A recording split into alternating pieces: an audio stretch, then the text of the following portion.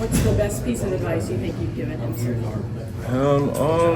Probably just be patient. Like I remember being a freshman and wanting everything to come super quick, but that's not the reality for a lot of us. You got to kind of slow things down a little bit and understand you have a lot of time, and just take it day by day. Continue to control what you can control day by day, and just continue to get better. I'm sure you already answered this, but what was the injury that you had, and kind of where are you at in the recovery process from that?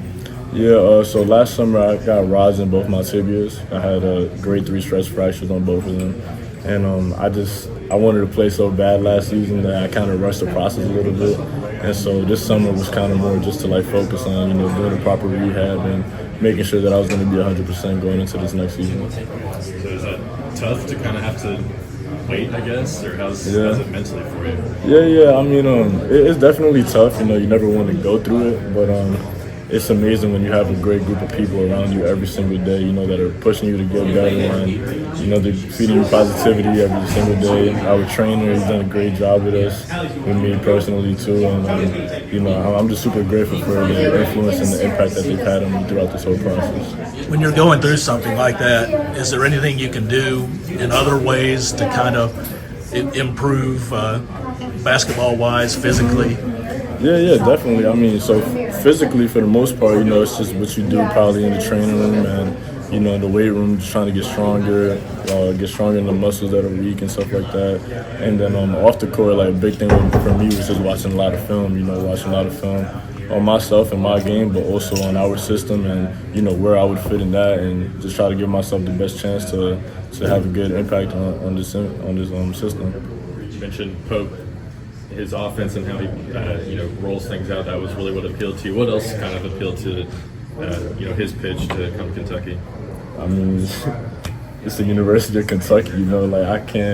I can't stop saying it enough. Every time I hear it, it's like I'm hearing it for the first time.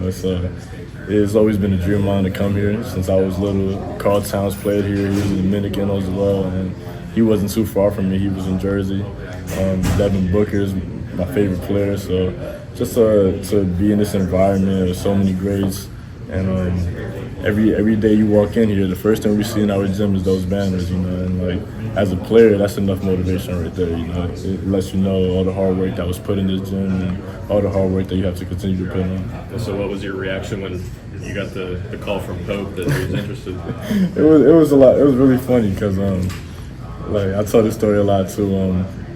Just my family, they were just throughout the whole transfer process, they're just like, what do you think? A lot of schools are hitting you up, and I'm like, yeah, but there's this one school that hasn't reached out yet, And I was just waiting patiently every day, man, when are they gonna hit me up? But obviously a lot was going on with him just being a new coach, and he finally gave me that call, and it was through FaceTime. And the first thing I saw was a big smile. He was like, man, I need the greatest shooter in America to come to Kentucky. And that was a really funny moment for me. And from that day on, I loved his energy, and it's something I wanted to be a part of. You had a lot of blue bloods kind of in your group of finalists. Mm-hmm. Just what was it like getting recruited all over again and kind of in that sort of high-profile setting? Yeah, it was new to me. It was my first time, being in the transfer portal and, probably being contacted by that many schools. But, it was a fun process. I embraced it. I had fun with it. I tried to listen to everybody out. And, it went pretty. I feel like it went great because I ended up here. But, I think it was good. It was a good experience. When Coach Pope said the greatest shooter in America, did you blush a little bit, or did you say, yeah, that's right? A little bit of both. I was kind of like, okay, he giving me that confidence already, but yeah, that's me. And it sounds like there's a few guys on this roster that may want a piece of it for that title. Yeah, we have so many people in the gym working out, and I'm like, damn, am I really the greatest shooter? Because there's some pretty good shooters here. But, it just pushes you, right when you think that, you're really good at something, you're seeing the next guy kind of push you more and more, and that's just what you want to be a part of, You want to help others be great, and they're helping you as well, so. What's your initial reaction to seeing, Trent and Travis? Oh, man, those dudes, they can really put that ball in that hoop, It's just impressive just because, they're freshmen. I remember being a freshman and I feel like I always had a pretty good shot, but these dudes can really knock it down. And I think, you know, they're going to shock a lot of people, you know, in the future. They're going to shock a lot of people just because the hard work that they put in is going to pay off.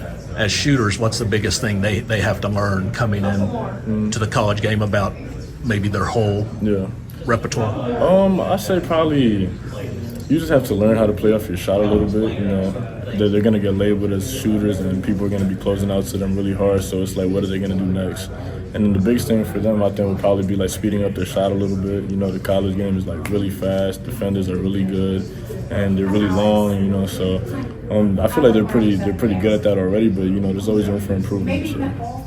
Obviously, you're more than just a shooter as well. What else do you think you'll be able to bring to this team on both ends of the floor? Yeah, I think playmaking ability on the offensive floor, just being able to understand how teams are going to guard me and being able to use that against them, you know, not only for myself but for my teammates, whether they're screening for somebody really hard, making sure that they get open because I know my defender's not going to let go of me. And then, you know, defensively, I feel like I'm really underrated. You know, I feel like I'm a great defender, great team defender, and that's something Coach Pope is, like, mentioning to me a lot, like, you know, let's keep showing people that you guys should play defense, you know. And I think it's gonna be shown a lot throughout the year.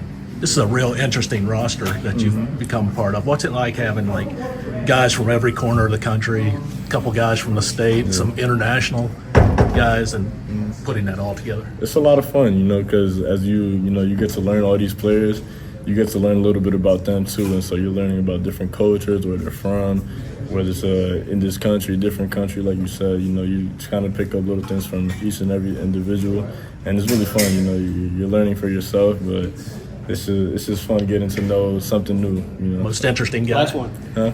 Most interesting guy. You've I think I'm gonna have to say Curry. You know, I think the whole BBN knows that by now. You know, he's a super fun guy, super blunt. Like he's funny, man. He's funny. I wish. I hope that y'all get to see more of him because I think y'all need to. Thanks, Koby. Appreciate it, Koby. Thank you.